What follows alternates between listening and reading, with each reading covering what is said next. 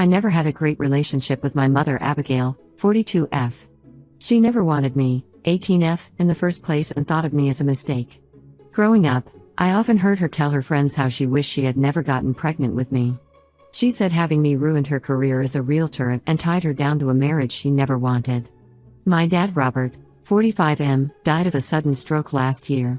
2 months after his death, my mother married Henry, 44M, who was my dad's friend and a divorcee with a daughter Sonia, 16F.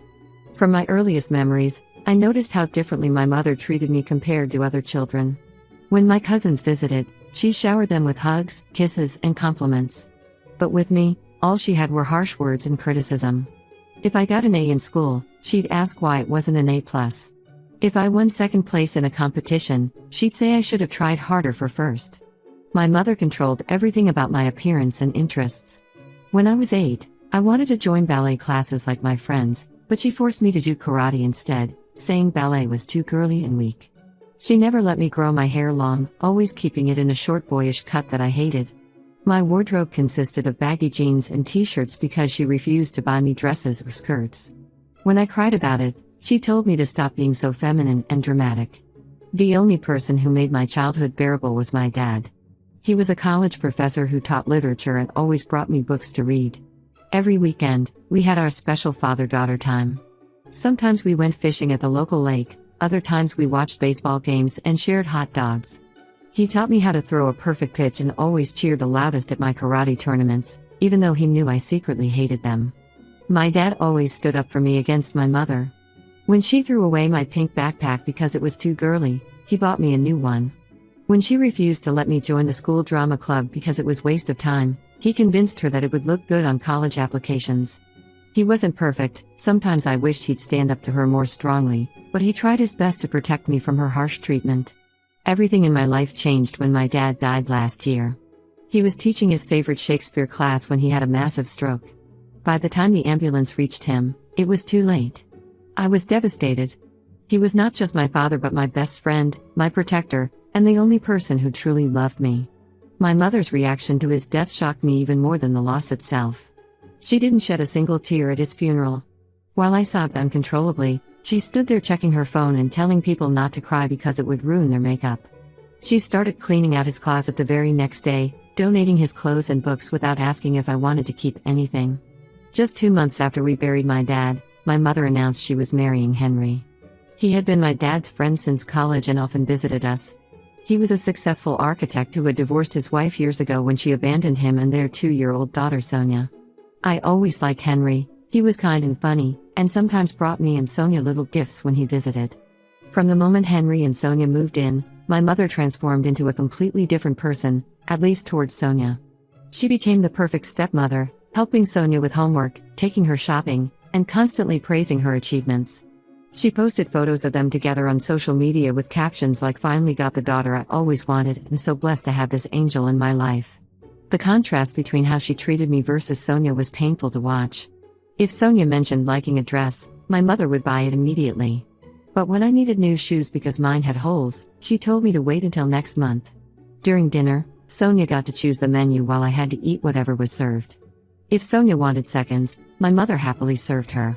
But if I reached for more food, she'd comment about my weight, even though I was on the school swimming team and perfectly healthy. My mother started excluding me from family activities.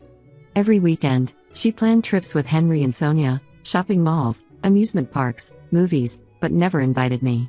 When I asked why I couldn't come, she said I was too old for family outings and should focus on studying instead.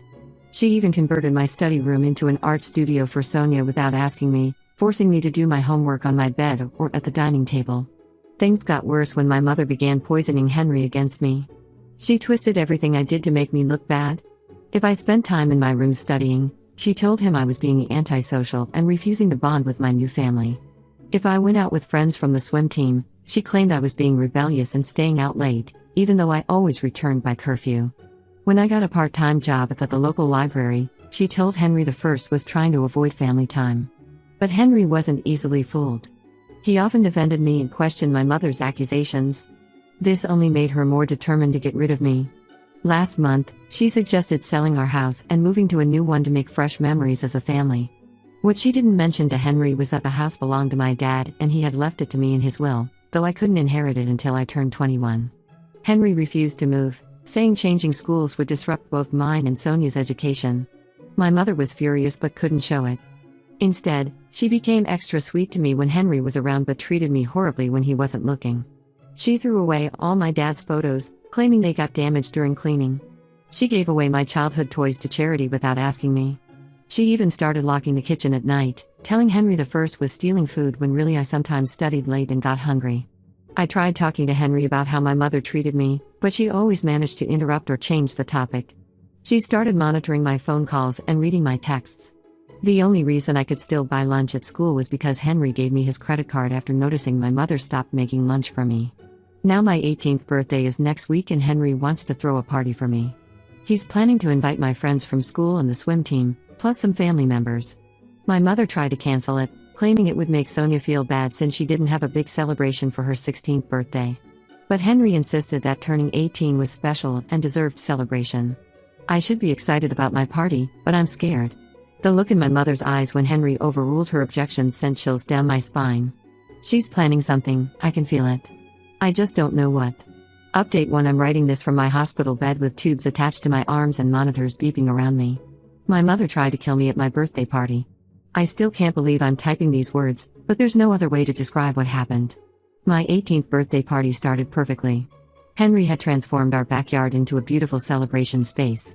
There were fairy lights strung across the trees, colorful balloons everywhere, and a huge banner saying Happy 18th Birthday. He hired professional caterers, ordered my favorite cake, chocolate with strawberry filling, and it even got a DJ to play music. My mother pretended to be excited about everything.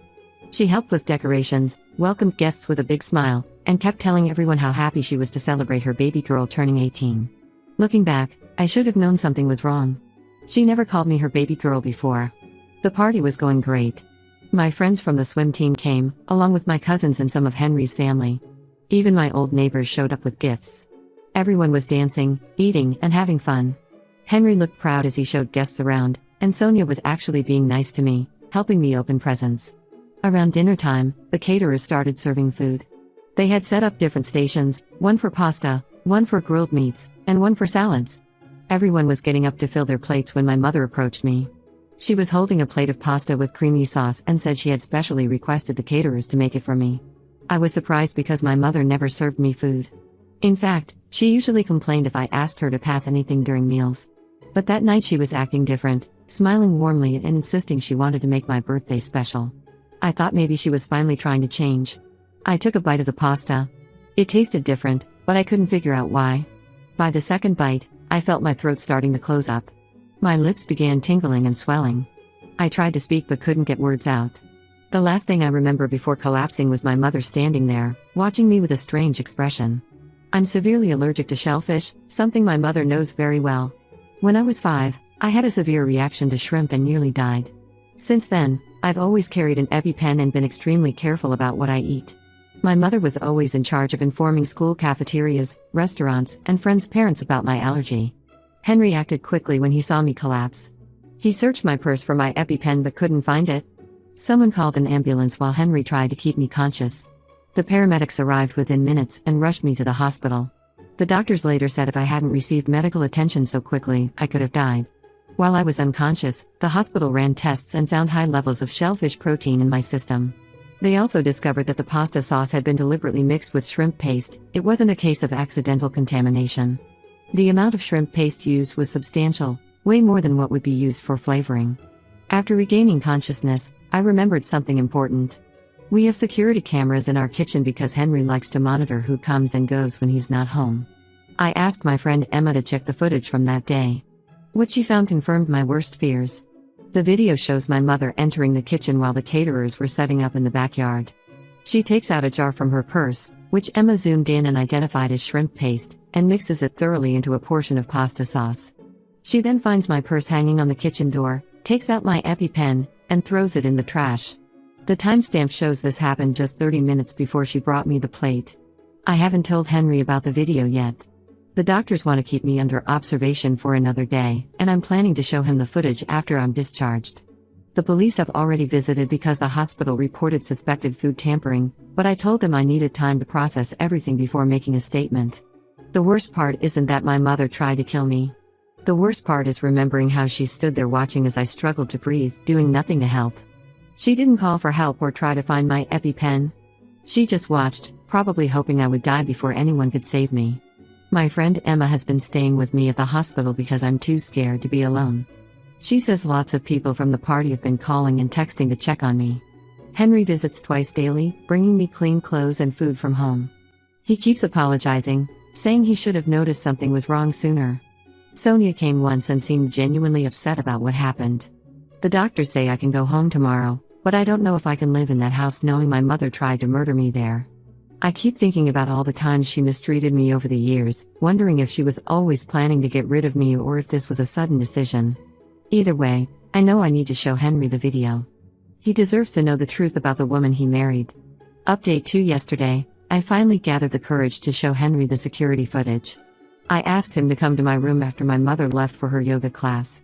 When he saw the video of her deliberately mixing shrimp paste into my food and throwing away my EpiPen, he went completely pale. His hands started shaking and he watched the footage 3 times, as if trying to find some other explanation for what he was seeing. At first, he didn't say anything. He just sat there, staring at the screen with this shocked expression. Then he started asking questions. Had she done things like this before? Why didn't I tell him sooner? How long had I known about the video? I explained everything, how my mother had always treated me badly, how she changed after marrying him, and how she became obsessed with creating a perfect family with just him and Sonia. Henry immediately called the police. They arrived within minutes and took copies of the security footage. While they were reviewing the evidence, my mother came home early from yoga. She walked into a house full of police officers and froze. When Henry confronted her about the video, she tried to lie, claiming I had asked for the pasta specifically. But the footage clearly showed her planning everything. The police arrested her right there in our living room. As they were handcuffing her, she started screaming that everything was my fault.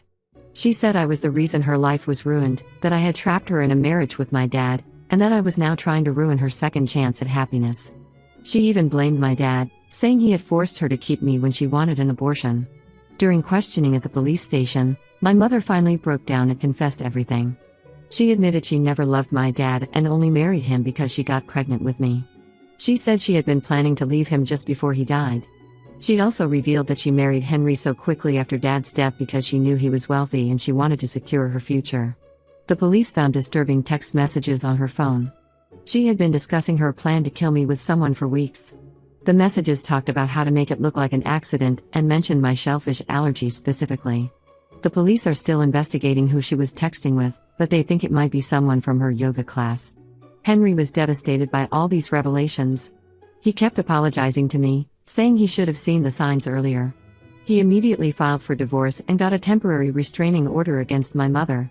He also contacted his lawyer to start adoption proceedings, saying he wants to legally become my father if I'm willing. The police investigation uncovered more shocking details.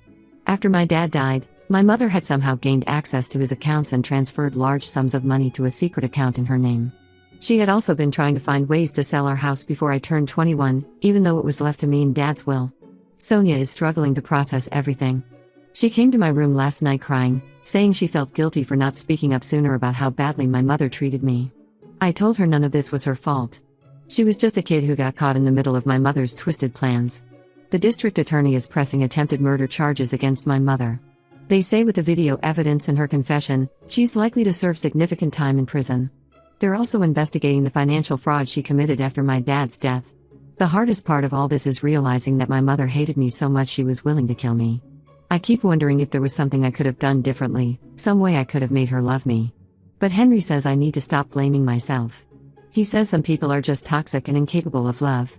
For now, my mother is in jail awaiting trial.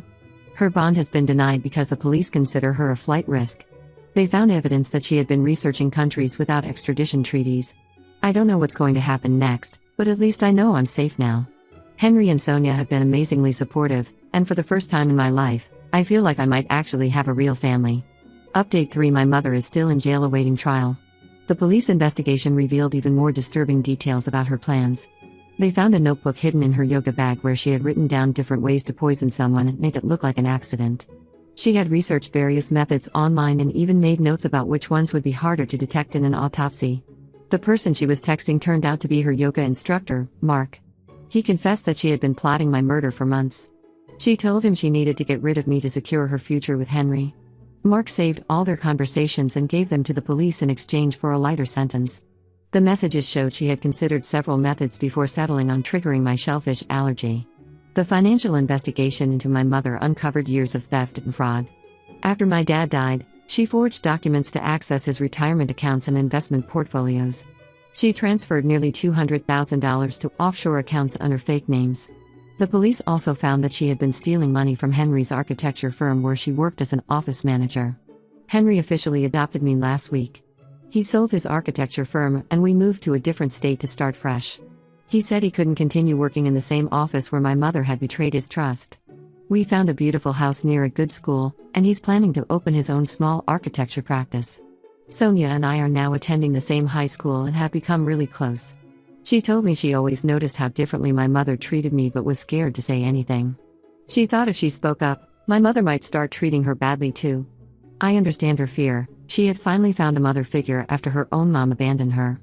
The prosecutors say my mother will likely get 15 to 20 years in prison for attempted murder, plus additional time for financial fraud. Her lawyer tried to negotiate a plea deal, but the district attorney refused because of the premeditated nature of her crime. They want to make an example of her case. My mother still tries to contact me from jail. She sends letters claiming she's sorry and that she wasn't thinking clearly. Last week she sent a 10-page letter explaining how my dad ruined her life by getting her pregnant and how I reminded her of all her lost opportunities. I stopped reading her letters after that. Sometimes at night, I lie awake wondering how a mother could hate her child so much that she would try to kill them. But then I look at my new family, Henry who legally became my dad, and Sonia who's now officially my sister, and realize that real family isn't about blood. It's about people who love and protect you no matter what. Henry enrolled me in dance classes, something my mother never allowed. Sonia joins me sometimes, and we're planning to perform in a recital together. I'm finally growing my hair out and wearing clothes I actually like. For the first time in my life, I feel free to be myself. I know the trial will be difficult when it starts next month. I'll have to testify and face my mother again. But I'm not afraid anymore. I have my real family supporting me now, and that's all I need. Sometimes the worst things in life lead you to the best people, and I'm grateful that despite everything my mother did, I ended up finding people who truly love me.